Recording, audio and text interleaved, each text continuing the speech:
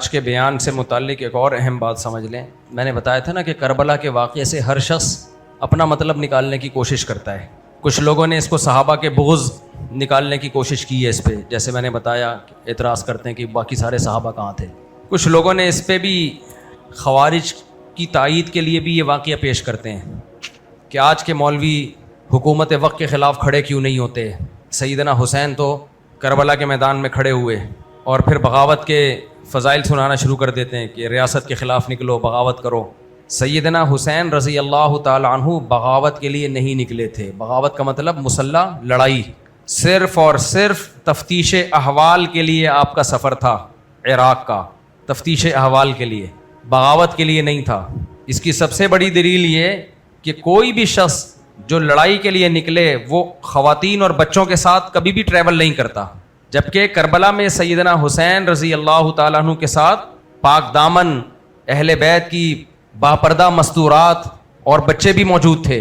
اسی وجہ سے ہم کہتے ہیں کہ سیدنا حسین کا قتل انتہائی مظلومانہ تھا. اس کی مظلومیت اس وجہ سے بڑھ گئی ہے کہ آپ کی نیت لڑائی کی نہیں تھی، بغاوت کی نہیں تھی.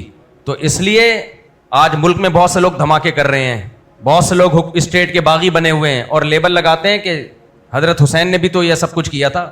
حضرت حسین نے یہ سب کچھ نہیں کیا تھا جو آپ کر رہے ہیں. ملک میں بدامنی پھیلانا، اسٹیٹ کے خلاف دھماک، ہاں احتجاج کرنے کا حق سب کو ہے. اسٹیٹ کے خلاف اگر اسٹیٹ کوئی ظلم کر رہی ہے کس نے منع کیا احتجاج کرنے سے؟ اور یہ لوگ احتجاج بھی نہیں کرتے. اس لیے ٹی وی پہ جو کچھ اسکالرز آ کے بڑی بڑی باتیں کر رہے ہیں نا، ایک اسکالر نے کہا موسیٰ علیہ السلام بھی تو فرعون کے مقابلے میں آئے تھے، تو یہ مولوی لوگ کیوں نہیں آتے؟ موسیٰ علیہ السلام فرعون کے محل میں جا کے فرعون کو نصیحت کی تھی، آپ نے تلوار لے کے نہیں گئے تھے فرعون کے دربار میں سر قلم کرنے کے لیے اور دھماکے کرنے کے لیے. تو علماء تو یہ کام بھی کر رہے ہوتے ہیں، حکمرانوں سے ملتے ہیں، ان کو سمجھا بھی رہے ہوتے ہیں، اور یہ لوگ وہ کام بھی نہیں کر رہے جو حضرت موسیٰ نے کیا تھا. اور پیکج وہ دے رہے ہیں جو حضرت موسیٰ نے نہیں کیا. امت کو پیکج وہ دے رہے ہیں جو موسیٰ علیہ السلام نے کیا ہی نہیں ہے، اور کام اتنا بھی نہیں کر رہے جتنا موسیٰ علیہ السلام نے کیا تھا. کبھی ان ٹی وی والے اسکالر سے پوچھو کہ کبھی کسی ایک حاکم، وزیر اعظم، صدر، آرمی چیف کسی کے پاس گئے ہو اسے سمجھانے کے لیے؟ یہاں بیٹھ کے یہ بڑے بنے ہوئے ہوتے ہیں، منہ کے فائر پھینک رہے ہوتے ہیں لمبی لمبی، اور برا بلا کہہ رہے ہوتے ہیں ہمیں. یہ کچھ نہیں کر رہے، یہ تم کیا کر رہے ہو؟ تم بھی تو منہ کے فائر کر رہے ہو ٹی وی میں بیٹھ کے. اس کو جہاد تھوڑی کہتے ہیں جو تم کر رہے ہو. آج کل میرے خلاف ایک پورا جو ہے نا گروپ سرگرم ہوا ہے، اور وہ گروپ میرے بیانات نکال کے، جس میں یہ کہہ رہا ہوں کہ حاکم ظالم ہو یا عادل ہو، ہر صورت میں آپ نے اس کی اطاعت کرنی ہے، آپ اس کے خلاف خروج نہیں کر سکتے. اس میں حدیثیں بھی پیش کر رہا ہوں، کسی کے پاس حدیث کا جواب نہیں ہے، بس بزدلی کے تانے کہ یہ بزدل ہو گئے ہیں. بھائی ہم بزدل نہیں ہو گئے، ہم اسٹیٹ کو بچانا چاہتے ہیں. حاکم کی اصلاح میں ایسا کام کرنا جس سے اسٹیٹ کے ٹکڑے ہو جائیں، بے گناہ لوگ قتل ہونا شروع ہو جائیں، یہ حرام ہے، ناجائز ہے. میں نے نہیں حرام قرار دیا، پیغمبر صلی اللہ علیہ وسلم نے اس عمل کو حرام قرار دیا ہے. تبھی صحابہ، تابعین، تبع تابعین نے حاکم ظالم ہو یا عادل ہو سب کو برداشت کیا ہے، سب کو برداشت کیا ہے. اور حاکم کی ڈیفینیشن کیا ہے؟ یہ کہتے ہیں یہ حاکم تھوڑی، ہم ان کو حاکم ہی نہیں مانتے جو آج کل حاکم چل رہے ہیں. آپ کے ماننے نہ ماننے سے حاکم متعین نہیں ہوتا. حاکم کی ڈیفینیشن یہ قوت نافذہ ہو، پاور ہو اس کے پاس، وہ اپنے آرڈر کو بذریعہ طاقت منوا سکتا ہو، از کالڈ حاکم. چاہے وہ میرا سلیکٹڈ ہو یا سلیکٹڈ نہ ہو، جائز طریقے سے آیا ہو یا ناجائز طریقے سے آیا ہو. اس پہ یقیناً بحث ہوگی کہ ناجائز طریقے سے آنا غلط ہے، نہیں آنے دیا جائے گا. آ گیا تو اب کیا ہوگا؟ اب اطاعت کی جائے گی. یہ میں نہیں کہہ رہا، یہ قرآن و سنت کہہ رہا ہے، حدیثیں کہہ رہی ہیں. آپ پڑھ لو جا کے حدیثیں. العقیدۃ الطحاویہ عقیدے کی کتاب ہے، امام طحاوی نے رحمہ اللہ نے لکھی ہے، پوری دنیا مانتی ہے اس کو، اہل سنت والجماعت کے عقائد ہیں. اور لکھی بھی آج سے 1200-1300 سال پہلے. اس وقت معاذ اللہ حکومتی غلام تھے. انہوں نے لکھا ہے کہ ہم ائمہ کے خلاف، جو بھی حاکم ہے اس کے خلاف خروج کو حرام سمجھتے ہیں، چاہے وہ عادل ہو چاہے وہ ظالم ہو. یہ اس کا پرسنل معاملہ ہے. حدیث میں آتا ہے وَإِن ضَرَبُوا ظَهْرَكَ، اگر حاکم تمہاری پشت پہ کوڑے مارے تو بھی اس کے خلاف خروج کی تمہیں اجازت نہیں. خروج کا مطلب کیا ہوتا ہے؟ مسلح، تلوار سے بغاوت، بموں سے بغاوت، یہ اجازت نہیں ہے تمہیں. اس کا مطلب یہ لوگ یہ لیتے ہیں مفتی صاحب ہمیں بزدل بنا رہے ہیں. آپ بھی منہ کے فائر سے ہی بہادر بنا رہے ہو، خالی بزدل تو آپ بنا رہے ہو. ہم نے کب کہا کہ اس کے خلاف احتجاج نہیں کر سکتے؟ اپنی استطاعت کے بغیر اس کو سیدھا کرنے کی کوشش نہیں کر سکتے، یہ ہم نے کب کہا؟ ہم کہہ رہے ہیں تلوار مت اٹھاؤ اسٹیٹ، کیونکہ حاکم اچھے برے آتے جاتے رہتے ہیں. لیکن جب آپ حکومت کے خلاف بموں سے، تلواروں سے، کلاشن کوفوں سے خروج کرو گے، نتیجہ یہ نہیں ہوگا کہ اچھا حاکم آ جائے گا، نتیجہ نکلے گا آپ کی اسٹیٹ ٹکڑوں میں تقسیم، اور بین الاقوامی طاقتیں اس کو ترنے والا بنا لیں گی. یہ آپ کے قبضے میں نہیں آئے گا. یہ ایسا پھل ہے درخت پہ چڑھ کے جس کو آپ توڑ تو رہے ہو لیکن نیچے بالٹی کسی اور نے رکھی ہوئی ہے. یہ ٹوٹ کے آپ کی جھولی میں نہیں, یہ کس کی جھولی میں گرے گا؟ یہ غیروں کی جھولی میں گرے گا. یہ تو یہ پیغمبر صلی اللہ علیہ وسلم کی حدیث ہے. چاہے سعودی عرب کی حکومت ہو, بادشاہت ہے, اس کے خلاف تلوار اٹھانا ہم جائز نہیں سمجھتے. اور یہ جو ہمیں درباری سرکاری کہہ رہے ہیں نا, کہتے ہیں ناجائز حکومتوں کو سپورٹ کرتے ہیں. تم کیا کر رہے ہو؟ تم بھی تو ٹی وی میں بیٹھ کے منہ کے سے فائر کر کے یونیورسٹیوں کے طلبہ کا دماغ خراب کر رہے ہو, ملک سے نفرت پیدا کر رہے ہو. اس کے علاوہ تم کر کیا رہے ہو؟ تم کون سا خروج کر رہے ہو؟ نہیں آئی سمجھ بات. یہ خروج ہے ٹی وی میں بیٹھ کے بیان دینا, سوائے اس کے کہ ینگسٹر کا ذہن خراب کرنا, ملک سے محبت کے بجائے نفرت پیدا کرنا. اس کے علاوہ کچھ بھی حاصل نہیں ہے اس بحث کا. تو جو اسلامی ملک رہ گئے ہیں, خدا کے لیے ایک خلیفہ پہ جمع کرنے کے لیے اس لیبل سے ان کو تباہ مت کرو. جتنے خلیفے ہیں مارکیٹ میں اتنے رہنے دو, جتنے بچے ہوئے ہیں نا کنٹری, ان کو بچاؤ. ایک صاحب نے میرے خلاف بیان ریکارڈ کروایا. میں نے کہا حدیث میں آتا ہے, صحیح حدیث ہے مسلم کی, کہ جب مسلمانوں کا کوئی حاکم بن جائے تو اس کے خلاف جو بھی کھڑا ہو قتل کر دو اس کو, کائن من کان, جیسا مرضی ہو. کیا مطلب؟ پہلے والا برا اور نیا جو کھڑا ہو رہا ہے نا وہ نیکی کیوں نہ ہو, تو اس نئے کو کیا کر دو؟ قتل کر دو. کیونکہ ایک پر جب آ گئے ہیں, یہاں کھڑے ہونے سے مراد الیکشن میں کھڑے ہونا مراد نہیں ہے, تلوار لے کے جو اس کے خلاف بغاوت پہ آ رہا ہے تو باغی کو کیا کر دو؟ قتل کر دو. یہ میرے الفاظ نہیں ہیں, سید الانبیاء کے الفاظ ہیں. وہاں اس نے کہا کہ یہ حدیث ایک خلیفہ کے بارے میں, پوری دنیا میں جب مسلمانوں کا ایک خلیفہ بن جائے تو اس خلیفے کے خلاف جو کھڑا ہوگا اس کو قتل کر دو. ابھی ایک خلیفہ ہے کہاں؟ مسلمانوں میں پوری 1400 سالہ تاریخ میں بنو امیہ کے بعد کبھی بھی ایک خلیفے پہ مسلمان جمع ہوئے ہی نہیں ہے. بنو اندلس کی خلافت الگ تھی اور بنو عباس کی خلافت الگ تھی. 1000 سال سے زیادہ تو ایسے ہی چلے ہیں.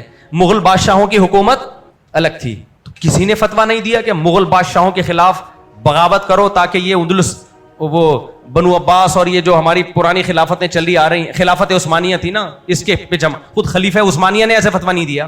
اس لیے کہ علماء نے لکھا ہے کہ جب مسلمان دنیا بھر میں پھیل گئے تو ان کا ایک خلیفہ پہ جمع ہونا عملی طور پر ناممکن ہے, پریکٹیکلی ممکن نہیں ہے. یہ پریکٹیکلی یہ ممکن نہیں ہے, کیونکہ اتنا دور دور تک ایک خلیفہ پہ اتنی بڑی خلافت قائم ہو, یہ کیسے ممکن ہے؟ تو اگر مختلف خلیفے بھی ہو سکتے ہیں, مختلف جگہوں پہ مختلف حکومتیں بھی ہیں تو ٹھیک ہے. علامہ شوکانی رحمہ اللہ نے لکھی یہ بات, اور بہت سارے علماء نے, کہ اب یہ نہیں ہوگا کہ ایک علاقے میں دوسری حکومت ہے تو ان سب بادشاہوں کے خلاف تلوار اٹھا کے آپ سب کو قتل کر دو اور ایک پہ لے آؤ. وہ ایک ہوگا کون؟ اس پہ لا سکو گے نہیں لا سکو گے, وہی ایجنٹ انقلاب کسی بیرونی ادارے کا, یہ فیصلہ کرے گا کون؟ اور اپنی اسٹیٹ کو جب ختم کرو گے وہ ہو جائے گی کمزور. تو بجائے ایک پہ آنے کے یا دو ملک مل کے ایک بن جائیں, یہ کمزور ہوئی, پتہ چلا یہاں بھی کوئی اور اسٹیٹ نے آ کے قبضہ کر لیا, کسی غیر مسلم اسٹیٹ نے. تو اس لیے جتنے اسلامی کنٹری رہ گئے ہیں ان کو متحد کرنے کی کوشش ضرور کریں, ایک بلاک بنائیں, متحد ہو جائیں, محبت سے رہیں, لیکن زبردستی ان کو ایک بادشاہ ایک امیر کے تحت لانے کی کوشش, تلوار کی طاقت سے کرنے کی کوشش کی تو یہ ایک خلیفہ نہیں آئے گا.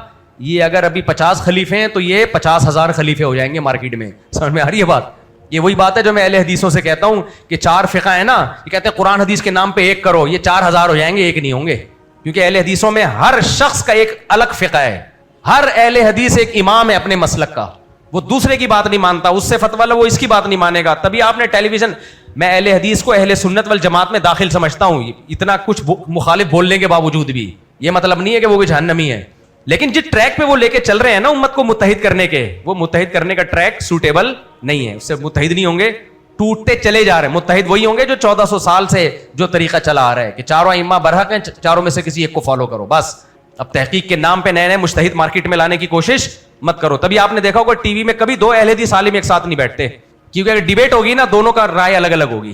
2 بریلوی بیٹھ جائیں گے, 4 دیوبندی بیٹھ جائیں گے, 2 اہل حدیث کبھی نہیں آئیں گے. اہل حدیث کا ایک ہی نمائندہ آئے گا, کیونکہ وہیں 20 مسائل ایسے ہیں, وہ اہل حدیث کچھ اور کہے گا, وہ کچھ اور, وہ کچھ اور, تو یہ امت 4 کے بجائے 4000 فرقوں میں تقسیم ہو جائے گی.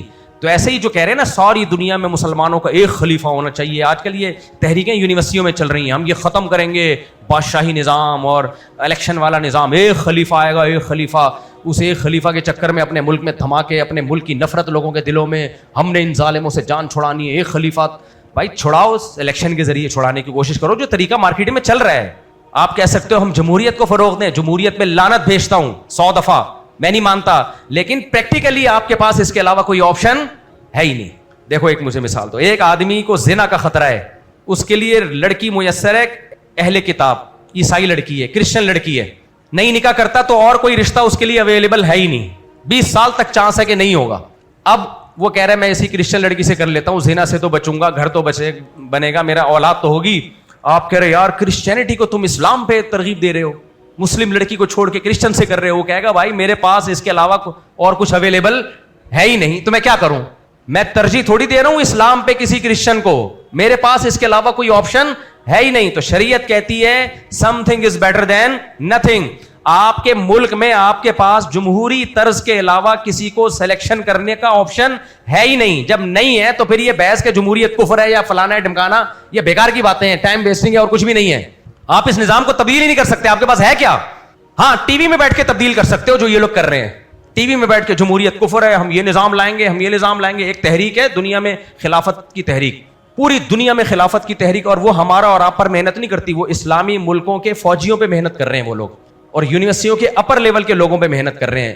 آپ کی ایک کریم تیار ہوتی ہے یونیورسٹیوں میں جو ملک کی خدمت کرے گی, ملک کو ترقی دے گی. فوج میں کریم تیار ہوتی ہے جو فوج ملک کے لیے لڑے گی. اس کریم پہ محنت کر رہے ہیں کہ بغاوت کرو اور پاکستان میں خلافت لے کے آؤ, مصر میں خلافت لے کے آؤ, عراق میں خلافت, یہ سارے اسلامی ملکوں میں, سعودی عرب میں بھی شاید ہو. آپ کو پتہ ہے اس خلافت کی تحریک کا مرکز کہاں ہے؟ برطانیہ میں. جو ہماری خلافت کا گلا گھوٹنے والا تھا. ان نوجوانوں سے میں کہتا ہوں خدا کے بندو تم غلط استعمال ہو رہے ہو. کہتے ہیں نہیں قرآن میں خلافت کا نہیں ہے, ہمیں حکم نہیں ہے خلیفہ ہونا چاہیے. تو میں جواب میں کہتا ہوں تمہاری, ہم جو قرآن میں یہ بھی تو ہے جو بس میں ہے وہ کرو, جو آپ کے بس میں ہے. موسیٰ علیہ السلام کے بس میں نہیں تھا فرعون کی حکومت کا خاتمہ کر دینا, ان کے بس میں تھا زبانی دعوت دینا, انہوں نے دی. خاتمہ کس نے کیا؟ اللہ نے. معجزے دکھائے اللہ نے. آپ کے بس میں جو ہے آپ وہ کریں, معجزے کس پہ چھوڑ دیں؟ آپ اللہ پہ چھوڑ دیں, وہ اللہ کرے گا, وہ آپ کرنے کی کوشش نہ کریں. آپ 313 کا بدر میں 1000 سے مقابلہ یہ نبی کے ارادے سے نہیں ہوا, یہ ایک اتفاقی واقعہ تھا. معجزے کس نے دکھائے اس میں؟ اللہ نے. اللہ نے معجزے دکھائے ہیں اس میں, ورنہ حکم نہیں ہے کہ 313,000 سے جا کے لڑیں, یہ آرڈر نہیں ہے, یہ ایک اتفاقی لڑائی تھی. تو اب یونیورسٹیوں میں اور آج کل ایسے سوشل میڈیا پہ اسکالرز آ رہے ہیں, ہمیں بھی درباری سرکاری بول رہے ہیں کہ بغاوت کے خلاف ہیں یہ لوگ, خروج کے خلاف ہیں یہ لوگ, اور بزدل ہیں. تم سب سے بڑے بزدل ہو, اس لیے تم صرف کلپ بناتے ہو بیٹھ کے اور تھیلا بھی کچھ نہیں کرتے. تم نکلو باہر, کچھ کرو تاکہ تمہیں اٹھائے اور تمہاری چمڑی ادھیڑے, جس طرح تمہارے ماننے والوں کی چمڑیاں ادھیڑتے ہیں وہ لوگ جن کو تم بیوقوف بناتے ہو. ان کی خود کی چمڑی کبھی نہیں ادھڑتی. ہوتا ہی ہے کہ ایجنسیاں ٹریس کر رہی ہوتی ہیں, ان کو اٹھاتی ہیں کہ ہاں اور کتنے خلیفے تیرے کو چاہیے مزید بتا. ان کے سافٹ ویئر اپڈیٹ نہیں ہوتے. اپڈیٹ کس کے سافٹ ویئر ہوتے ہیں؟ جو نیچے. ان کے کیوں نہیں ہوتے؟ ایجنسیاں دیکھ رہی ہوتی ہیں کہ اس ٹائپ کے جتنے لوگ ہیں نا پہلے جمع ہونے دو سارے, ایک ہی دفعہ میں سب کو کھڈے لائن لگائیں گے. تو یہ نوجوانوں کی, یونیورسٹی کے لڑکوں کی زندگیاں تباہ کر رہے ہیں, برباد کر رہے ہیں خلافت کے نام پہ. سمجھ میں آ رہی ہے بات کہ نہیں آ رہی؟ ہمارا ملک ہے پاکستان, حکمران اچھے آئیں برے آئیں, سب سے پہلے ہم نے اپنے ملک کی حفاظت کرنی. ہم بے غیرت لوگ نہیں ہیں, ہم غیرت مند ہیں, اپنے ملک سے محبت کرنے والے لوگ ہیں. جیسا غربت و مہنگائی ہو گٹر کے ڈھکن ہے نہیں ہے, ملک سب سے پہلے, اور یہ ملک اسلامی ملک ہے. پھر وہی مضمون لوٹا دوں میں, لوگ کہتے ہیں اسلامی کہاں سے آ گیا, میں اور آپ مسلمان کہاں سے آ گئے؟ ہمارے سارے کام مسلمانوں والے ہیں کیا؟ پھر بھی مسلم ہیں یا نہیں ہیں؟ کیوں؟ ہم نے کلمہ پڑھ کے التزام کیا ہے, اللہ سے وعدہ کیا ہے اللہ کوئی کام تیری مرضی کے خلاف نہیں کریں گے, یہ وعدہ کیا ہے. پھر اگر کر رہے ہیں تو گنہگار ہیں, مسلم ہیں گنہگار ہیں. پاکستان نے بھی کلمہ پڑھ کے التزام کیا ہے کہ اس ملک میں اسلام کے خلاف کوئی قانون نہیں بنے گا. بن رہا ہے تو گنہگار ہو رہا ہے مسلم. امریکہ میں 100% اسلامی قانون بن جائے پھر بھی وہ مسلم اسٹیٹ نہیں ہے, اس لیے کہ اس نے یہ التزام ہی نہیں کیا کہ ہم اسلام پر عمل کریں گے. اتفاق سے 100 قانون پر ایک غیر مسلم 5 نمازیں پڑھے, تہجد پڑھے, رمضان کے روزے رکھے, مسلم نہیں بن جاتا, کیونکہ التزام تھوڑی کیا ہے, اپنے اوپر لاگو تھوڑی کیا اس نے. اسلامی حکومت ہونے یا نہ ہونے کا تعلق اس سے نہیں ہے کہ پریکٹیکلی اسلام نافذ ہے یا نہیں. اسلامی حکومت کا تعلق اس سے ہے کہ آئین کیا کہتا ہے, اس کا قانون کیا ہے, لا کیا ہے. آئین پاکستان کا یہ ہے کہ قرآن و سنت کے اگینسٹ کوئی قانون نہیں بنے گا. اس بیس پہ پاکستان اسلامی کنٹری ہے. نہیں آئی سمجھ میں بات؟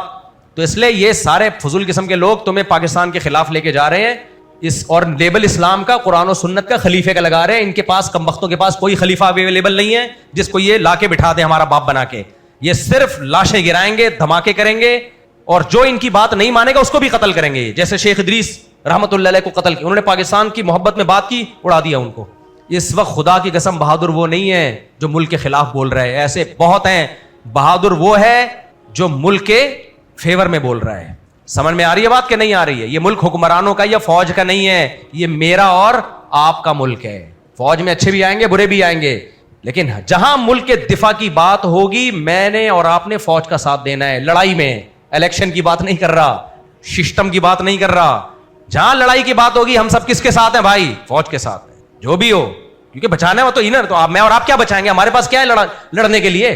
تو اس لیے جو منہ کے فائر آ رہے ہیں نا، ہر 4 دن کے بعد کوئی کلپ آیا ہوا ہوتا ہے. مفتی صاحب نے بولا ہے، حدیث میں آتا ہے حبشی غلام بھی مسلط ہو جائے تو بغاوت مت کرو، اس کی اطاعت کرو. یہ دیکھو مفتی صاحب ہمیں کیا سکھا رہے ہیں، ان کرپٹ حکمرانوں کی اطاعت، اور یہی تو درباری پن ہے. او بھائی یہ میں نہیں، یہ میں حدیث پیش کر رہا ہوں. اور میں یہ نہیں کہہ رہا خلاف شریعت باتوں میں حاکم کی اطاعت کی جائے گی. حاکم بولتا ہے نماز مت پڑھو تو نہیں بھائی پڑھیں گے ہم نماز. حاکم بولتا ہے 18 سال سے کم عمر شادی الاؤ نہیں ہے، ہمارا باپ بھی کرے گا 18. اب تو میں نے سوچا بچوں کو جلدی جلدی نمٹاؤں میں، جو 15 کی ہو گئے نمٹا دوں میں، جاؤ بھاڑ میں، ہم نہیں مانتے اس قانون کو. سمجھ آ رہی ہے بات؟ قانون بنایا کہ کم وقت تم نے بنایا کیوں 18 سال سے پہلے؟ جو اکھاڑنا ہے اکھاڑ لو، ہم تو کرے گا اپنے بچوں کی شادی، جاؤ بھاڑ میں. تو حکومت نے تو کہا کہ دوسری شادی کی اجازت نہیں ہے پہلی بیوی کی اجازت کے بغیر. ہم نے مانا، دوسری بھی کی ہم نے، دوسری کی اجازت کے بغیر تیسری بھی کی، تیسری کی اجازت کے بغیر چوتھی. نہ صرف یہ کہ اجازت نہیں بلکہ بھرپور طریقے سے سب نے روکا. ہم نے کہا روک کے دکھا دو. قانون یہ کہتا ہے کہ آپ نہیں کر سکتے، قانون کی ایسی کی تیسی. تو غیر شرعی قانون تھوڑی مانا جاتا ہے. جہاں انتظام مینجمنٹ سے جس چیز کا تعلق ہے تو آپ کو حکومت کے لا کو فالو کرنا پڑے گا، چاہے عمران خان ہو، چاہے شہباز شریف ہو، چاہے آرمی چیف ہو، چاہے کوئی بھی ہو. ہوتا تو ایک ہی ہے، وہ باقی میں نے مثال کے طور پہ باتیں کر لی ہیں. جو بھی حاکم ہوگا ناجائز ہو یا جائز ہو، اسلام میں حاکم کی ڈیفینیشن یہ ہے جس کے پاس ملک چلانے کے لیے ڈنڈا ہو. ڈنڈا فی الحال ایک ہی کے پاس مجھے نظر آتا ہے، باقی 3 پیس سوٹ ٹائی میں آ رہے ہوتے ہیں، ٹھش پش کر کے بیٹھ رہے ہوتے ہیں. پاور پریکٹیکلی جس کے پاس ہوگی آپ کا حاکم وہ ہوگا. ہاں یہ اعتراض ضرور اٹھاؤ کہ ناجائز طریقے سے آیا ہے، غلط طریقے، وہ کرو آپ بحث، اور آئندہ کسی کو ناجائز طریقے سے مت آنے دو. لیکن جب آ گیا تو کیا ہوگا؟ آ گیا تو کیا ہوگا؟ اسلام بھائی دین فطرت ہے، قیامت تک کی رہنمائی کر کے گیا ہے. اسلام کہتا ہے غلط طریقے سے مت آنے دو. آ گیا ہے اب اطاعت کرو. کیوں؟ خون خرابہ نہ ہو. بعض چھوٹی برائی کو بڑی برائیوں سے بچنے کے لیے برداشت کیا جاتا ہے. یہ عقیدے کی کتابوں میں مسئلہ ہے. ائمۃ الجور ہوں، ظالم حکمران ہوں یا عادل، ہم متحد رہیں گے اطاعت میں. اس کے خلاف تلوار نہیں اٹھائیں گے.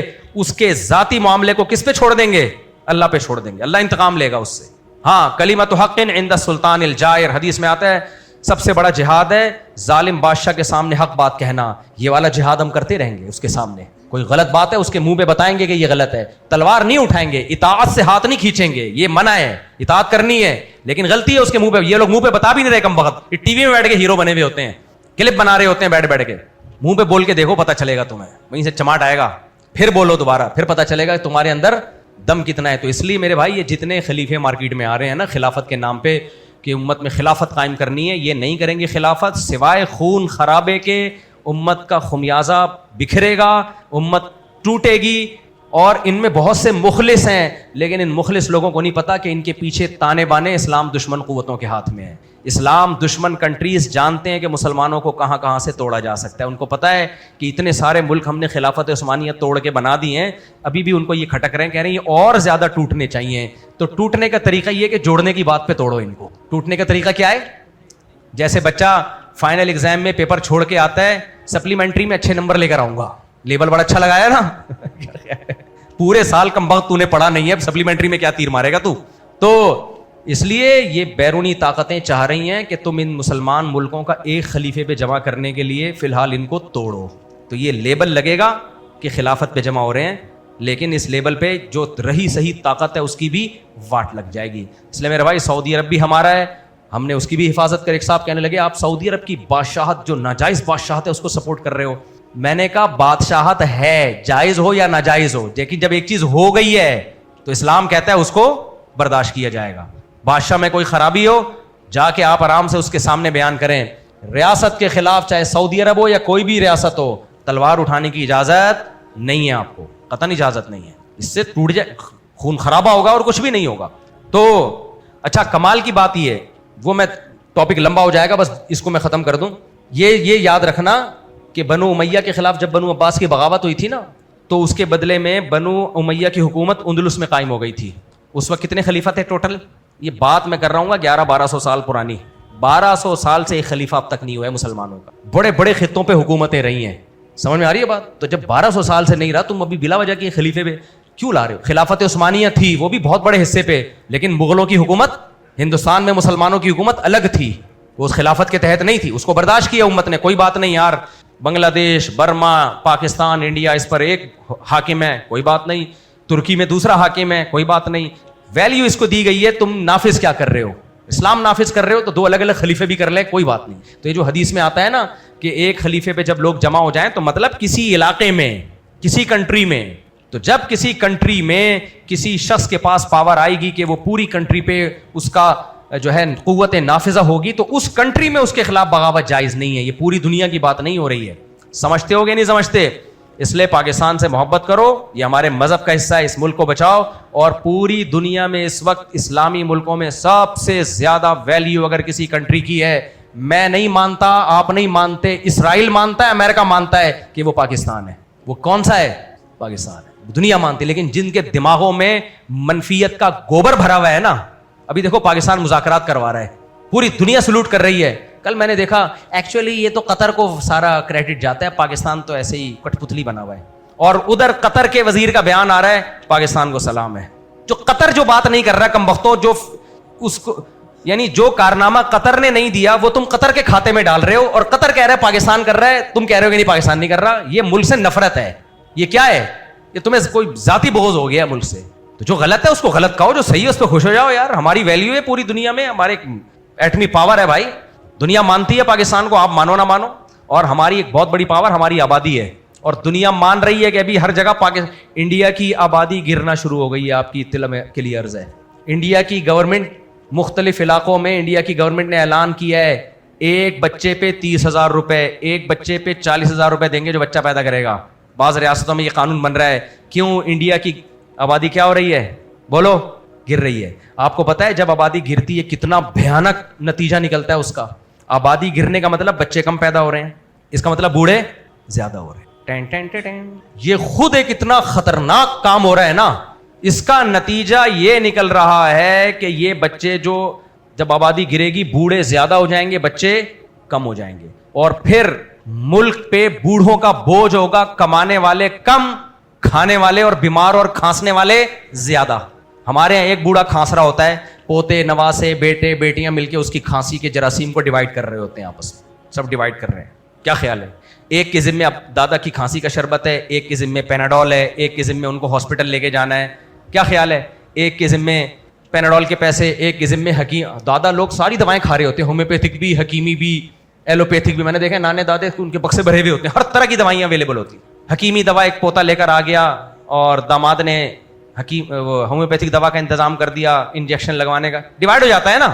ان کے یہاں کیا ڈیوائڈ ہوگا؟ ایک عدد دادا ہے، اس کا ایک پوتا اور ایک بمشکل نواسا. وہ بھی اس وقت پیدا ہوا جب دادا 90 سال کا ہو چکا تھا، کھانسنے کے علاوہ اب کوئی کام رہا ہی نہیں تھا. پروگرام تو بڑھ گیا میرے بھائی، بڑھ گیا پروگرام، بڑھ گیا. اب انڈیا پریشان ہو رہا ہے. بی بی سی کی رپورٹ ہے کہ انڈیا کی آبادی گرنا شروع ہو گئی ہے. اچھا نیچے انڈیا سے لکھا ہوا ہے ویل ڈن، بہترین، ہمیں نہیں اتنی آبادی چاہیے. بیٹا تو بڈھا ہو جا پھر تجھے پتا چلے گا تجھے چاہیے کہ نہیں چاہیے، تجھے چاہیے کہ نہیں. جب بڈھا تو ہونے دے. تو بڑھاپے میں نہ پیسے کی انسان کسی کوئی ویلیو رہتی ہے. بڑھاپے میں صرف اس کو کمپنی چاہیے بچوں کی، وہ تمہارے پاس نہیں ہے. جرمنی میں میرا ایک دوست ہے، میرا ایک شاگرد ہے، کہتا ہے میں جرمنی میں میرا ارادہ تھا موو کر جاؤں، وہاں پڑھنے کے لیے گیا، بہت اچھا کنٹری ہے. کہہ رہے ایک منظر میں نے اپنی آنکھوں سے دیکھا، اس کے بعد میں نے کہا اپنی فیملی کو لے کے یہاں کبھی بھی نہیں آؤں گا. فیملی کو لے کے. ان سے کہتا ہوں تم جو نیچے کمنٹس کر رہے تھے نا بی بی سی کی رپورٹ پہ کہ آبادی گر رہی ہے، اچھا ہے، اتنے بچوں کا کیا کرنا ہے، اچھا ہے بیٹا، جب تم تھوڑے سے ایجڈ ہو جاؤ تمہیں پتہ چلے گا تم نے اپنے پاؤں پہ خود ہی کلہاڑی مار دی. سمجھ میں آ رہی بات؟ پھر تم بولو گے کاش مفتی طارق مسعود کی طرح ہمارے 20 یا 19.5 یا 19.25 کاش ہمارے بھی اتنے ہوتے. کاش ہمارے. کھلانے والا کون ہے؟ اللہ. لوگ کہتے ہیں مولوی چندے کے، میرے کوئی چندہ وندہ نہیں کھاتا. میں نہیں کہہ رہا میں بہت نیک ہوں، لیکن میرا دامن اللہ کے فضل سے، بڑی بات نہیں کر رہا، پیسوں کے معاملے میں اللہ نے الحمدللہ بالکل 100% پاک رکھا ہے. الحمدللہ. جو میرے ساتھ اٹھنے بیٹھنے والے ہیں ان کو پتہ ہے میرے بارے میں سب کچھ ہو سکتا ہوں، پیسوں میں کرپٹ الحمدللہ نہیں ہو سکتا. اللہ بڑے دعوے سے بچائے، اللہ آئندہ بھی حفاظت کرے. پیسوں کے معاملے میں 1 روپے میرے ذمے کسی کا نہیں ہے. لوگوں کے ذمے میرے پیسے ہو سکتے ہیں، میرے ذمے نہیں ہے.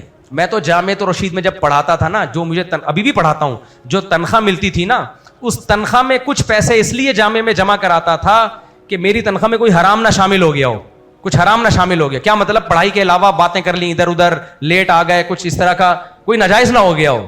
تو وہ میں اور ہمارے حضرت تو ایسے خاندانی, جتنی تنخواہیں حضرت نے مدرسوں میں جہاں جہاں پڑھا کے لی تھیں, جب حضرت کا بزنس چلا ہے, جب حضرت کی زمینوں سے پیسہ آیا ہے, وہ ساری تنخواہیں مدرسوں کو حضرت نے واپس کر دی. ہم نے جن اکابر کی جوتیاں سیدھی کی ہیں وہ پیسوں میں ایسے تھے. سمجھ میں آ رہی ہے بات کہ نہیں آ رہی ہے؟ تو اللہ نے بھائی بتا دیا ہے کہ اولاد کی زیادتی اور بیویاں زیادہ ہوں تو کون چھپڑ پھاڑ کے دیتا ہے؟ اللہ دیتا ہے. بولنے والے اسی وقت سے بولتے ہی رہ گئے, ابے تمہارے پاس ہے ہی نہیں ہے, پیسے ہی نہیں ہے. تو اور میں اکیلا نہیں ہوں, جس کو بھی دیکھو بیوی بچے اللہ نے دیے کھا ہی رہے ہیں, کہیں نہ کہیں سے ہوتا ہی ہے ان کا انتظام. تو اب بات یہ چل رہی تھی, کیا چل رہی تھی بات؟ تو انڈیا کی آبادی اب کیا ہونا شروع ہو گئی ہے, کچھ قوموں کی بڑھ رہی ہے, میں یہ نہیں کہہ رہا, لیکن کنٹری کی حیثیت سے آبادی کیا ہو رہی ہے, گر رہی ہے. تو آبادی گرنے سے کیا ہوگا میرے بھائی, بڈھے زیادہ ہو جائیں گے اور جوان کم, اور ساری پاور. تو پاکستان اس لیے بھی کھٹک رہا ہے کہ پاکستان کی آبادی الحمدللہ بڑھ رہی. اور جب سے میں نے یہ فساد پھیلانا شروع کیا ہے, جو غیر مسلموں کی نظر میں فساد ہے, آبادی کی اسپیڈ کی ایسی کی تیسی ہو, اور آپ لوگ ساتھ دو, اس میں بڑھاؤ. ہم مسلمان ہیں, کون کھلاتا ہے؟ اللہ. ہمارے چہروں پہ ہمیشہ خوشی رہتی ہے, کھانے کو مل گیا ٹھیک ہے, نہیں ہے کوئی بات نہیں. ہمارے پیغمبر کی سنت کھانا بھی ہے, بھوکا رہنا بھی ہے. کیا خیال ہے, ہم لوگ ان چیزوں کو اتنی ویلیو, ہماری نظر میں انسان کا پیدا ہونا یہ زیادہ ویلیویبل ہے, چاہے اس کا پیٹ بھرا ہوا ہو یا وہ بھوکا ہو. مرتا نہیں ہے انشاءاللہ, اللہ نے رزق کا وعدہ کیا, کوئی نہیں مرے گا, کبھی بھوکا رہ لے گا, کبھی پیٹ. اول تو ہم کبھی بھوکے رہتے نہیں, اللہ کا شکر ہے, زیادہ ہی کھا لیتے ہیں. بعض دفعہ رائزک پڑی ہوئی ہے میرے جیب میں, کبھی کبھار کھانی پڑتی ہے, تو ابھی جیب میں نہیں ہے, گھر میں رکھی ہوئی ہے, تو کھلاتا ہی ہے اللہ. کبھی بھوکا رہ لیے تو کیا ہو گیا یار, یہ تو ان لوگ کے ایشو میں, غیر مسلموں کے, کیونکہ یہ آئے دنیا میں عیاشی کرنے کے لیے. ہم کہتے ہیں بھائی انسان پیدا ہو, مسلمان پیدا ہو, یہ زیادہ اہم بات ہے کہ زندگی کی نعمت ملے. یہ کائنات بنی انسانوں کے لیے, جانوروں کی نسل کو کنٹرول کرنے کا ہمیں اجازت ہے, کیونکہ ہمارے ماتحت ہیں. ہم نسلوں کو کنٹرول, ہماری کون کنٹرول کرے گا؟ اللہ. اس پہ چھوڑ دو, جتنے اس نے پیدا کرنے دو. جانور ہمارے غلام بنائے ہیں, ہم ان کو کریں گے, ہم پر نہیں ہوگا, ہم پر اللہ ہے. اللہ جب کہے گا کہ روکو تو روک دو, اللہ کہے گا نہیں تو پھر نہیں ہے. تو اللہ نے نہیں ایسا کچھ کہا کہ روکو, اللہ نے بلکہ ہمیں اس کے خلاف کہا. اللہ نے کہا وَقَدَّرَ فِيهَا أَقْوَاتَهَا, زمین کو جب میں نے بنایا تو میں نے زمین میں جتنے انسانوں نے آنا تھا ان کی ضرورتوں کی مینجمنٹ پہلے سے کر لی تھی. آپ مجھے بتاؤ, آپ نے 10 آدمیوں کو گھر میں بلانا ہو تو دعوت کھانا کتنوں کا پکاتے ہو؟ 15 کا. تو اللہ نے قیامت تک جتنے انسان پیدا کرنے ہیں نا, ان کی ضروری وسائل کا پہلے سے انتظام کر لیا ہے. تو جتنے پیدا کرنے ہیں نا, اس سے 1.5 گنا زیادہ کا ہی کیا ہوا ہوگا اللہ نے. اس لیے یہ بے وقوفوں کی باتیں ہیں, وسائل کم پڑ رہے ہیں. کوئی نہ پانی دنیا میں کم ہو رہا ہے, نہ پیٹرول کم ہو رہا ہے. اگر پیٹرول کم ہو رہا ہے تو دوسری ٹیکنالوجی دریافت ہو رہی ہے, سولر پہ آ رہے ہیں لوگ. ایک ٹیکنالوجی ختم ہوتی ہے, اس سے زیادہ ایڈوانس ٹیکنالوجی اس کی کمی پوری کر دیتی. ایسے لوگوں کے پاس پیسہ آنا شروع ہو گیا ہے, گاؤں دیہاتوں میں کروڑ پتی بن گئے ہیں. جب سے یوٹیوب آیا ہے, صرف انڈے ابالنے کی ترکیبیں ڈالنا شروع کر دی انہوں نے. گنجے کے سر پہ بال کیسے آئیں, تیل بنا کے ڈال دیا, چاہے بال آئیں نہ آئیں, اس کے بعد پیسے آ گئے. بھائی یرزقہ من حیث لا یحتسب, اللہ کہتے ہیں وہاں سے روزی دوں گا جہاں سے کسی کا گمان بھی نہیں ہوگا, تصور بھی نہیں ہوگا, وہاں سے روزی دوں گا. کوئی سوچ سکتا تھا کہاں سے پیسہ آتا ہے؟ بھائی کوئی پتہ نہیں ہے. یہ چھوڑ دو اللہ پہ, کھلانے والا بھی اللہ, پلانے والا بھی اللہ. تو یہ لوگ تو مانتے نہیں اللہ کو, تو ان کو کرنے دو. انہوں نے اپنے پاؤں پہ, اب جرمنی اتنا پریشان ہے, فرانس اتنا پریشان ہے, ناروے اتنا, 20 لاکھ روپے ناروے میں ایک بچے کو, پاکستانی 20 لاکھ, آج سے 4-5 سال پہلے. ناروے کہتا ہے کہ ایک بچہ پیدا کرو, کتنے پیسے ملیں گے؟ انڈیا 40,000 دے رہا ہے. نیچے لوگوں نے لکھے ہوئے ہیں, ابے 40,000 میں بچے پالیں گے کیا؟ 40,000 میں بچوں کو پڑھائیں گے ہم؟ پاگل سمجھا ہوا ہے گورنمنٹ نے ہمیں. انڈیا کہے گا میں 40 لاکھ تو دینے سے رہا, یہی کہے گا نا. ناروے میں 5 سال پہلے 20 لاکھ, اس کا مطلب آج کل پاکستانی 30 لاکھ. ایک بچہ پیدا کرو, ناروے کہتے ہیں 30 لاکھ دوں گا. ایسا نہ ہو آپ سب ناروے پہنچ جائیں. وہ کہتے ہیں وہاں کے نیشنل, وہ کہہ رہے ہیں ہم نے اپنی قوم کو بڑھانا ہے, دوسروں کی قوموں کو نہیں. کہہ رہے ہیں ہماری قوم, ان کی قوم کہہ رہی ہے تو 30 لاکھ نہیں 30 کروڑ بھی دے گا, ہم نہیں پیدا کریں گے. کیونکہ عورتوں کو جب ایک دفعہ یہ بتا دیا جائے نا, بچہ پیدا کرنا تمہاری صحت کے لیے نقصان دہ ایک عذاب ہے, پھر وہ نہیں آتی اس پہ. اب ان کا دماغ خراب ہو چکا ہے, کہیں گے ہمیں نہیں چاہیے, 30 کروڑ بھی دے دو, نہیں چاہیے. اس لیے قرآن نے عورت کو پہلے سے ہی بتا دیا, یہب لمن یشاء, یہ اولاد نعمت ہے, یہ عذاب نہیں ہے, نعمت تو جتنی زیادہ ہو اچھا ہے. کیا خیال ہے؟ تو ہماری جو مسلمان عورت کو تو یہ بتایا بھائی یہ تو اللہ کی نعمت ہے, تمہاری خوشیاں ہیں. خدا کی قسم عورت کے لیے بچے سے بڑی کائنات میں کوئی نعمت نہیں. اپنی بیوی کو دیکھا کرو, اپنے بچوں کو دیکھ کے کیسے خوش ہوتی ہے. وہ تمہیں بھی لفٹ اس لیے کرا رہی ہے کہ اس کے بچے کے باپ, تو ان کو تو یہ شریعت نے رائٹ دیا ہے. دیکھو عجیب بات ہے, اللہ نے مرد کو حکم دیا غریب ہو تو بھی کرو. کیسے زبردست تعلیم ہے. تم ٹرائی کرتے رہو, ہو سکتا ہے کوئی تم سے بھی زیادہ غریب ہو, لیکن عورت کو حکم دیا کوئی نکاح کا پیغام بھیجے تو دیکھ لو کہ تمہاری مالی حیثیت کے حساب سے افورڈ بھی کر سکتا ہے نہیں. قرآن میں آتا ہے فقیر ہوگے اللہ اپنے فضل سے غنی کر دے گا, نکاح کرو. لیکن عورت کو کیا حکم ہے؟ ایک صحابیہ نبی کے پاس آئیں, یا رسول اللہ حضرت معاویہ نے نکاح کا پیغام بھیجا ہے. آپ نے فرمایا سعلوک اللہ لا مال لہ, معاویہ غریب آدمی ہے, اس کے پاس پیسہ نہیں ہے, دیکھ لو گزارا کر لو گی. تو ان کا مطلب یہ تھا نہیں بھائی نہیں کرنا. ایک صحابی انہوں نے کہا کہ یا رسول اللہ ابو الجہم عرب کے سردار ہیں, انہوں نے بھی نکاح کا پیغام بھیجا ہے. آپ نے فرمایا لا یضع عصاہ عن عاتقہ, ہر وقت کوڑا ان کے کندھے پہ لٹکا رہتا ہے, یعنی مار کٹائی والے, طبیعت میں شدت ہے. تو انہوں نے پھر نہیں کیا وہاں. پھر کس سے کروں؟ آپ نے فرمایا زید, اسامہ بن زید حب رسول اللہ, جو آپ کے منہ بولے بیٹے تھے. تو اس سے بھی پتہ چلتا ہے کہ رشتے کراتے ہوئے غیبت بھی جائز ہے. اگر کسی میں کوئی عیب ہو, آپ سے کوئی مشورہ لے رہا ہے تو بتا دینا چاہیے. آپ جس سے یہاں نکاح کا پیغام بھیجا ہے سٹے لگاتا ہے وہ احتیاط کریں, تو یہ غیبت نہیں کہلاتی. تو نبی نے بتا دیا کہ وہ شدت ہے ان کے, عورتوں پہ بہت سخت ہیں وہ. اور حضرت معاویہ کے بارے میں بتایا سب کچھ ہے لیکن پیسے نہیں ہیں. تو اس لیے اگر کوئی لڑکی کسی رشتے کا انکار کرے پیسے نہ ہونے کی بیس پہ, اس میں کوئی حرج ہے نہیں. لوگ اس پہ بہت سیخ پا ہو جاتے ہیں, مجھے آ کے کہہ رہے ہوتے ہیں اسلام میں تو پیسے کی کوئی ویلیو نہیں ہے. میں نے کہا تیرے بیٹی کے لیے جب تیرا رشتہ آئے گا نا, تو بھی اس کو کہنا کہ پیسے بالکل بھی نہیں ہے, یہ لے جا تو کوئی بات نہیں. رکھے گا کہاں؟ فٹ پاتھ پہ, کوئی بات نہیں. بندہ شریف ہونا چاہیے بس. بھائی بندہ بھی شریف ہو تبھی تو شریعت میں کفو ہے. لڑکی کا نکاح اس کے اسٹینڈرڈ کا ہوگا. یہ نہیں ہو سکتا کہ آپ بالکل کسی لو کوالٹی کے گھر میں رہتے ہیں اور پیغام بھیج رہے ہیں 1000 گز کے بنگلے میں ڈیفینس میں کہ مجھے وہاں شادی کرنی ہے. ایک بھنگی سے کسی نے پوچھا تو شادی کیوں نہیں کرتا؟ اس نے کہا بادشاہ کی بیٹی سے کروں گا, میرا معیار بہت اونچا ہے. اس نے کہا بھائی بادشاہ تجھے اپنی بیٹی دے گا کیوں؟ کہہ رہا ہے دے دے گا, آدھا کام ہو گیا آدھا رہ گیا. بڑا حیران ہوا یار آدھا کام بھی کیسے ہو گیا؟ اس نے کہا ادھر سے ہاں ہو گئی ہے, ادھر سے قبول کا انتظار ہے. ہاں تو ہو گئی ہے, آدھا کام ہو گیا ہے. آدھا اللہ مدنی صاحب واقعہ کربلا پر ریسرچ پر کچھ کلمات, موجودہ ریسرچ پر کچھ کلمات. میں نے ان کا بیان سنا نہیں ہے لیکن اتنی باتیں, عطا اللہ بندیالوی صاحب بہت بڑے عالم ہیں اور اللہ نے ان سے دین کی بہت خدمت لی ہے. اگر آپ کو ان کی کربلا کی تحقیق سے اختلاف ہے تو آپ علمی انداز میں بیان کر دیں. ایک تاریخی واقعہ ہے نا, تاریخی واقعے میں کوئی کچھ طرح سے بیان کرے گا, کوئی کسی اور طریقے سے. اس میں اتنا ایگریسو کیوں ہو جاتے ہو؟ بات اصل میں ہے. میرا نام عمر فاروق ہے, میں مبارک پور سے ہوں. میرا سوال یہ ہے کہ میں لڑکی سے شادی کرنا چاہتا ہوں. الحمدللہ لڑکی سے شادی کراتے ہیں. آپ کو یہاں اس بات کا اندازہ نہیں ہے, باہر ملکوں میں جب کوئی کہتا ہے نا میں لڑکی سے, تو لوگ کہتے ہیں اچھا اس کا مطلب ہے کہ یہ وہ نہیں ہے, گے نہیں ہے. ویری گڈ, زندہ باد. تو یہ بڑی بات ہے. یہاں باہر ملکوں میں ایسا نہیں ہے. وہاں بیٹا باپ سے پوچھ رہا ہوتا ہے تیرے لیے جو میں لے کر آؤں. ہمارے یہاں تو بہو آئے گی نا, بیٹے کے لیے کیا آئے گی؟ اپنے لیے بہو آئے گی, بیٹا ہے تو, اور بیٹی ہے تو کیا آئے گا؟ داماد. وہاں گورا کنفیوز ہوتا ہے کہ جو تو لایا ہے کمبخت, اس کو میں بہو بولوں کہ داماد بولوں؟ اور بیٹی جو لے کر آتی ہے انگریز بول رہا ہوتا ہے یہ اس کو کیا, تو کیا ہے, اس کو میں بہو بولوں کہ داماد. بڑے کنفیوز ہو گئے ہیں وہ لوگ. یہ تو اسلام کی برکت ہے, ہم لوگ ہی اور شی میں فرق کرتے ہیں الحمدللہ. جو ہی مکمل ہی ہے, ہمارے یہاں تو ہی 4 گنا ہی ہوتا ہے, وہ تو ہی زبردست قسم کا ہی ہوتا ہے الحمدللہ. میرا عمر فاروق, ایک لڑکی سے شادی کرنا چاہتا ہوں, اس کا باپ راضی نہیں ہے, کوئی حل نہیں ہے, باپ کو راضی کرو. میں لڑکیوں کو بھگانے کا بالکل قائل نہیں ہوں, بہت سائڈ افیکٹ ہیں اس کی, لڑکیاں کی بھی زندگی برباد ہوتی ہے اس سے. جتنے لوگ کم بخت لڑکیوں کو بھگاتے ہیں نا, یہ پھر چھوڑتے ہیں بعد میں, اور لڑکیاں بیوقوف بن کے بھاگتی ہیں. وفا کر رہا ہے, کوئی وفا نہیں کرتا, مرد ٹھرکی ہوتا ہے. اور اس عمر کے مرد جو بھگا رہے ہوتے ہیں 20 سال 25 سال کے لونڈے, ان کی ٹھڑک دماغ پہ سوار ہوتی ہے, لڑکیوں کو بھگاتے ہیں. جب اپنی خواہش پوری کر لیتے ہیں پھر ان کو وہی لڑکیاں بوجھ لگتی ہیں. وہ لڑکی نہ اپنے باپ کے لائق رہتی ہے اور نہ سسرال کے لائق, اور پوری زندگی اس پہ دھبا ہوتا ہے سسرال میں بھی کہ گھر سے بھاگی ہوئی ہے. اور جب اس کی اولاد ہوگی, بیٹی گھر سے بھاگے گی, تو کیسے روکے گی اس کو؟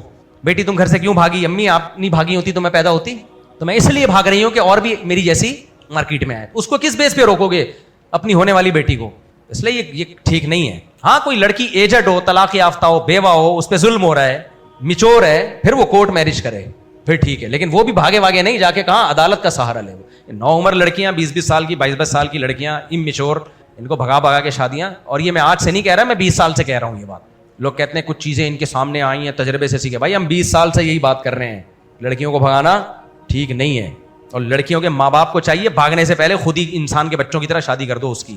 یہ کرتے کیا ہے ماں باپ, پہلے اس کا بوائے فرینڈ بننے دیتے ہیں یونیورسٹی میں, پھر جب وہ شادی کی بات کرتی ہے تو پرمپرا, غیرت, ہماری غیرت نہیں ہے, تمہاری غیرت نہیں, یہ برداشت کر لیا, ادھر بیٹھی ہوئی ہے جمشید کے ساتھ, اور جب شادی کی بات کر رہی ہے تو پھر تم بے غیرت بنے ہوئے ہو, وہاں غیرت کے نعرے لگا رہے ہو. یہ تو غلط ہے نا.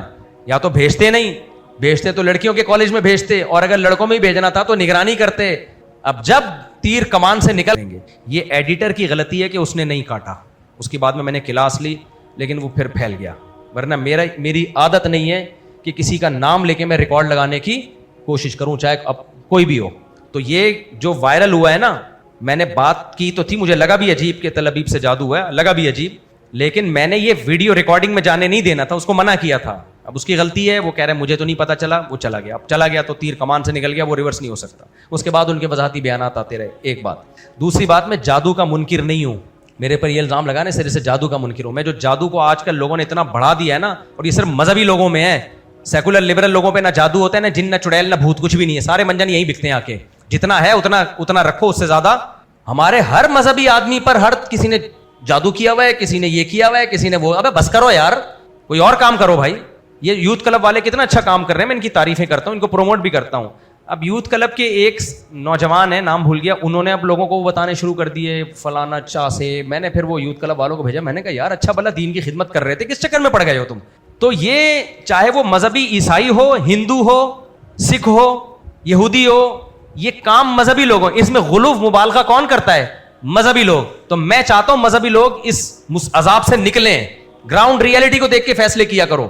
پیغمبر پہ جادو کا اثر ہوا ہے, اس کی کئی بار میں وجہ بیان کر چکا ہوں. یہ میں نے بیان نہیں کی, علماء نے بیان کی ہے. تھوڑا سا اللہ نے ہونے دے دیا, معمولی سا, تاکہ لوگ آپ کو جادوگر نہ سمجھیں اور بشریت میں کامل سمجھیں. بس اتنی اندھی لگی ہوئی ہوتی ہے نا یہودی, جس پہ چاہے جادو ابو بکر پہ کیوں نہیں کیا, عمر پہ کیوں نہیں کیا, عثمان پہ کیوں نہیں کیا رضی اللہ عنہم, ایسے تو اندھی لگے, میرے پہ کیوں نہیں کر رہے, 20 سال سے بیٹھا ہوا ہوں میں.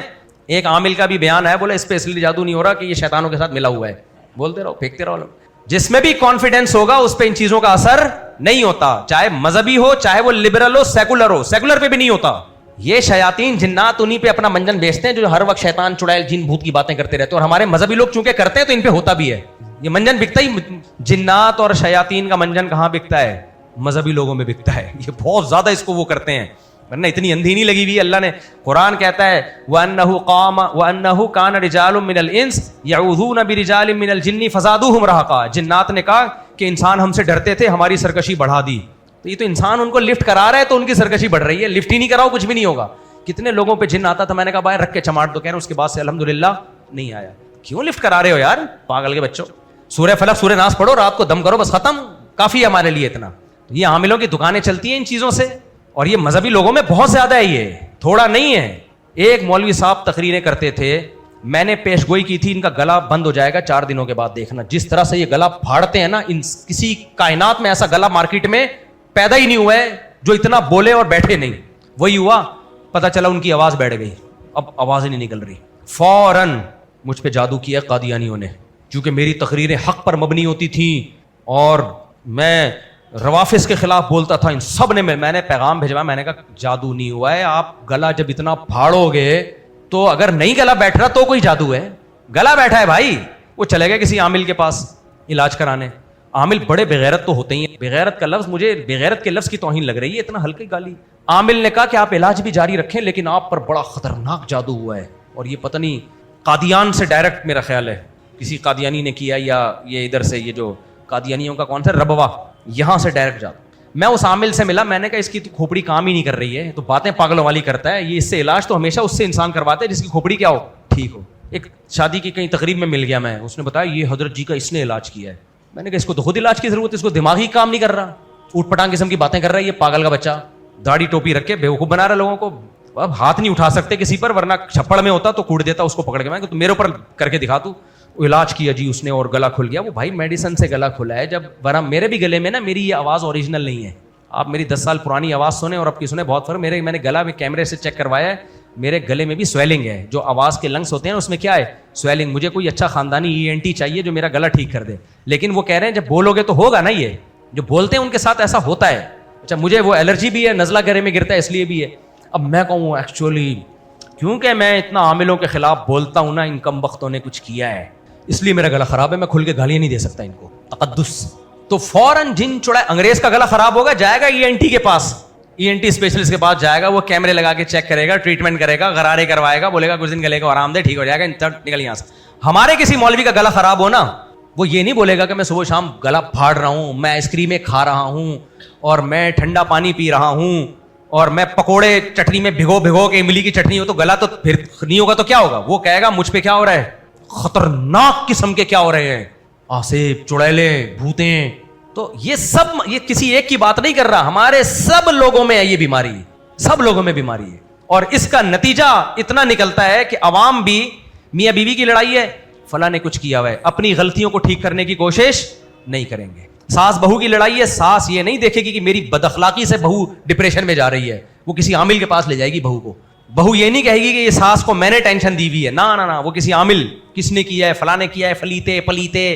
یہ کیا گند ہے یار, خدا کے لیے سزا. اللہ کا شکر ہے ہمارے الحمدللہ 19 بچے ہیں, ایک کے گلے میں تعویذ دکھا دو.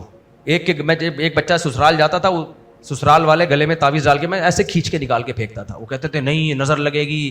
بھائی نظر سے بچنا تو ضروری ہے, اس کے لیے ہمارے نبی نے دعائیں سکھائی ہیں, بس ہمارے لیے وہ کافی ہیں. یہ فلیتے پلیتے الحمدللہ ہم نہیں کریں. تو اللہ کے شکر ہے آپ نظر نہ لگا دو, بس سب پھل پھول رہے ہیں. میرے سے اونچے قد ہو گئے میرے بچوں کے الحمدللہ. میں کہہ رہا ہوں تھوڑے سے تو نیچے ہو یار, تو بے ادبی ہے, گستاخی ہے, باپ سے بھی اوپر جا رہے ہو کھمبوں کی طرح. تو بدتمیزی کی انتہا ہے نا یار, یہ ہم نے پیدا کیا اور ہمارے باپ بن رہے ہو تم. خیر اللہ نظر بس سے بچائے. نظر برحق ہے, لگتی ہے, میں مانتا ہوں, لیکن بس اتنا کافی ہے انشاءاللہ ماشاءاللہ. اور جو نظر کی دعائیں ہیں وہ پڑھ لینی چاہیے. تو اب کیا ہے, ہم نے نہ کسی کے فلیتے ڈالے, نہ پلیتے ڈالے, نہ تعویذ, نہ گنڈے. اور میرے گھر سے تعویذ نکلتے بھی ہیں نا, کچھ لوگ رکھ کے چلے جاتے ہوں گے, کوئی لفٹ نہیں کراتا. میں یہ نہیں کہتا مجھ پہ جاپان سے کوئی اسپیشل, کیونکہ وہ تعویذ میں ایسے کیڑے مکوڑے ہوتے ہیں, وہ جاپانی ہی سمجھ سکتا ہے, یہ چائنیز والا. اٹھا کے ہم نے کچرے میں پھینک دیا, میں بھاڑ میں جائے ایسی کی تیسی. تو میں آپ لوگ کو بھی یہی بنانا چاہ رہا ہوں. سمجھ میں آ رہی ہے بات؟ میں جادو کا منکر نہیں ہوں, لیکن میں چاہتا ہوں آپ کا ایٹیٹیوڈ بھی کیسا ہونا چاہیے.